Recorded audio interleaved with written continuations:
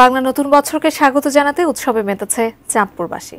রয়েছে শোভাযাত্রা, মেলা, সাংস্কৃতিক অনুষ্ঠান, ঘুড়ি উৎসব ও বিভিন্ন প্রতিযোগিতা। তবে ইলিশের বাড়ির বর্ষবরণে থাকছে না এবার পান্তা ইলিশের আয়োজন। চাঁদপুর থেকে এ বিষয়ে বিস্তারিত জানিয়েছেন আমাদের প্রতিনিধি বিল্লাল ঢালি।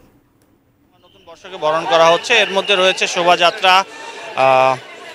বিভিন্ন রকমের প্রতিযোগিতা, ঘুড়ি উৎসব, মেলা আয়োজন।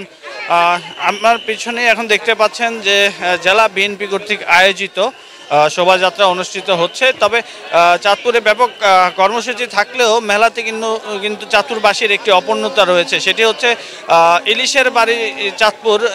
যেহেতু সেই ইলিশ ছাড়াই কিন্তু চাঁদপুরে আজ অনুষ্ঠিত হচ্ছে এই বর্ষবরণের অনুষ্ঠান। এছাড়াও বিভিন্ন সাংস্কৃতিক সামাজিক সংগঠনের পক্ষ থেকেও কিন্তু নানা কর্মসূচি আছে এই দিনটিকে উদযাপনে। হাসপাতাল, কারাগার, শিশু পরিবার, এসব প্রতিষ্ঠানগুলোতে সরকারিভাবে বাঙালি খানা, উন্নত মানের বাঙালি খাবার পরিবেশন করা হবে এই বৈশাখী বর্ষবরণ উৎসব আয়োজনে।